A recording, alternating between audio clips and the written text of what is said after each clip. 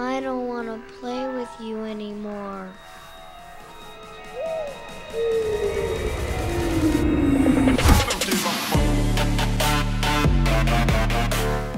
So Warframe is no stranger to nerfs. If you play the game long enough, then you eventually come to expect them. But that doesn't mean that we like them. Completely the opposite, in fact. Especially if Digixtremes decides that something is outperforming everything else in that category. However, Dante's nerf just 1 week after his release is a little bit of a hard pill to swallow, especially for anyone who has multi-formed him or added any of those Archon shards, or even Tau-forged Archon shards. But a quick disclaimer, he is still a very good Warframe, even with these changes, but he has had his support functionality gutted, and the outcry over his nerf is deserved. If they can fix his line of sight issues with a hotfix today, which they've promised, then it is definitely going to be a step in the right direction. But I think that they should have given him maybe another week or two just so that they could form a better idea as to where he is within the Warframe ecosystem once players eventually drift back to their favourite nuking setups like Siren, Killrude and so on. Now, they are happy with his damage output, but the accumulation of his overguard apparently was the issue. Now, they've said that they nerf things based on 3 factors: automated play, being disruptive to squads, or a dominant playstyle. Dante being dominant would simply be because he is the new shiny thing, and his farm is incredibly quick. This means a lot of players have easy access to him and are enjoying the new shiny, so it can't be because of that. After 2 weeks, you would get a better idea just as to how dominant he might be. Now, he isn't automated either. You can't AFK with Dante. Quite the opposite, in fact. He is a very interactive frame with a lot of ability casting, a lot of ability synergy, and a lot of different combos for those abilities. So he wasn't nerfed because of his automated playstyle. He was nerfed because he was being disruptive in squad play. Disruptive apparently to frames like Inneros, Nidus, Chroma, and maybe 1 or 2 others who couldn't regen energy due to the huge amounts of overguard that Dante was giving them, 60 to 100k with the right build. This meant that the Rage mod or Hunter Adrenaline couldn't trigger to regen energy, and the overguard could affect another Warframe's ability to function as it should. Even with these overguard Dante nerfs, the problem, however, still remains. Warframes like Styanax, like Frost, and still Dante can give you insane amounts of overguard, which leaves me struggling to see what exactly any of these changes have achieved to fix that disruption to Warframes like Inneros and Chroma. I mean, it's still going to be there, which means it's still something they're going to have to tackle down the road. Now, this problem is, of course, having a spotlight put on it because Inneros also got a rework with this update. Chroma got a new augment, so these Warframes are getting more use than they were before, on top of Dante being the new shiny, which means they're finding themselves in a squad more often than maybe they would have if Inneros didn't get a rework, or if Chroma basically didn't get his augment either. Now, the problem is still a problem, and that's still going to have to be addressed, like I said, down the road. But as I stated in my original Dante video, I genuinely thought he was just an incredibly well-designed Warframe. His whole kit gelled really well together, and his design followed on from Dagat, Killrude, Citrine, and a few others. And in an ecosystem that already has Siren, Killrude, Octavia, Mesa, and many, many other Warframes that would definitely be seen as the S-tier Warframes that can basically carry whole squads, Dante felt like maybe he was just a step below those Warframes, but here we are. He has been nerfed. These are the changes on screen.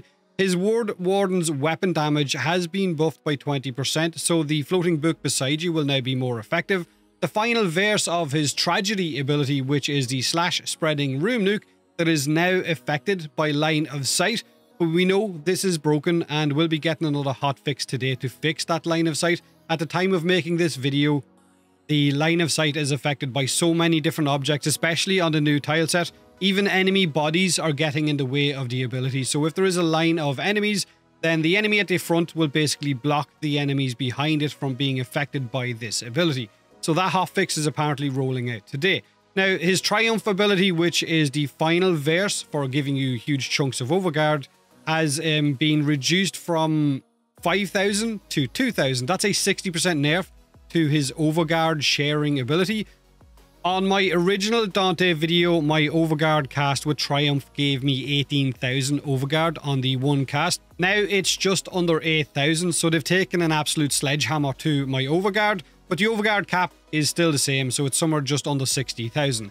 Now because of this, they've increased the overguard regen per kill per second from 50 up to 100. They've also reduced the amount of overguard that you're going to get from a single light verse cast by 50% from 500 down to 250. Light verse also no longer triggers Archon Intensify for an extra heal, which means running that mod is now pointless.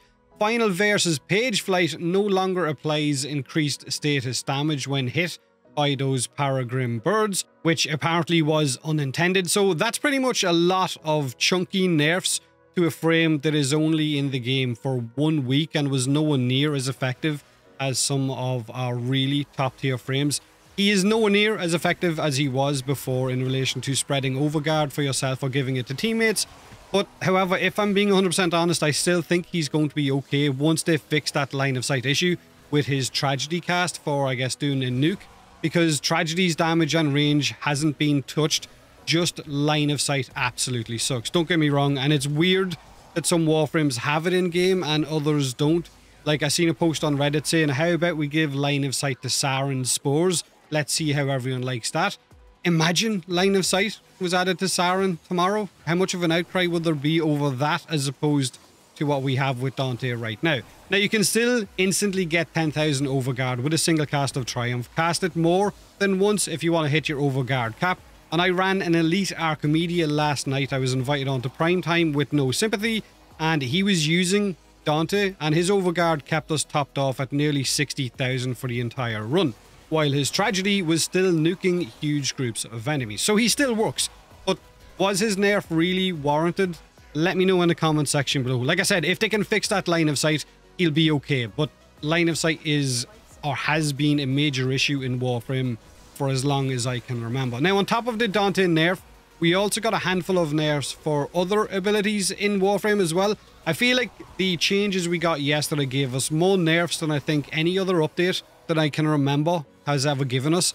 Now, with the arrival of Dante Unbound last week, DE also buffed slam damage, and as a result, a spotlight was then put on the Arca Titron or Titron.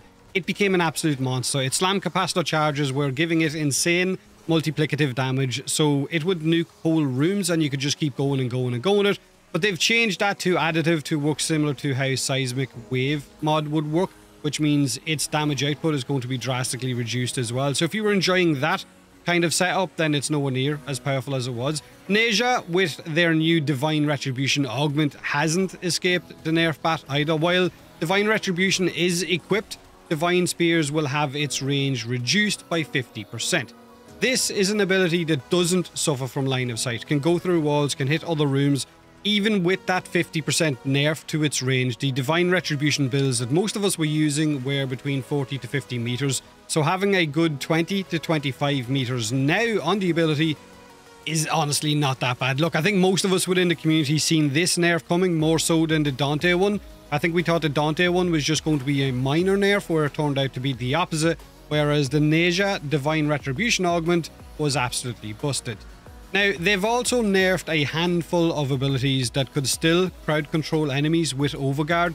These changes feel like they were implemented simply because Deep Archimedia was dropping, and maybe having these abilities still affect enemies that had overguard would have made that game mode an absolute breeze, right? So these are the abilities that have been affected. Frost's Ice Wave Impedance augment will no longer slow Eximus units. Rhino Stomp won't slow them. Primary Obstruct won't jam weapons. Exodia Epidemic won't suspend enemies in the air. Zenuric Temporal Drag won't slow enemies either. Wisp's Breach Surge, which is a big one, will no longer blind Eximus units. The Halicar, which is weird, do anyone even use that one? Will no longer disarm them. Mace's Muzzle Flash won't blind. The Proboscis Cernos won't stun and pull them in. Mag's Counter Pulse augment won't disable and disarm them. Mag's Fracturing Crush augment will no longer immobilize them, and Malicious Code will no longer immobilize them either. So Mag got hit twice, my most used Warframe from last year, partly because she could use CC on Eximus units, and partly because she's incredibly powerful. So that's another set of changes that no one was really expecting with yesterday's patch. Now, they have also doubled the reactant drop in Void, Cascade, Omnia Fisher missions, which was needed because having your team spread out across that map in Cascade missions to close fissures meant that reactant was dropping all over the map, and it might drop the other side of the map from where you are, which means you wouldn't get 10 reactant in time for you to pick up whatever reward was going to drop. So they've fixed that. Inros can now also cancel Sandstorm with a melee attack. Casting Yareli's Surging Blades will no longer root you in place. But the big thing to take from yesterday's patch, I guess, is that Dante did get hit pretty hard with the nerf bat. Let me know in the comment section below what you think of the Dante changes, or how you would rectify them to put him back in a better place, because there is such a huge outcry over his nerf. I honestly can't remember the last time that the Warframe community was this pissed about something. Go on Reddit, go on the forums, and it's nothing but posts about Dante and people asking for his changes to be reverted. Have a great day, have a great weekend, and as always, thanks for watching.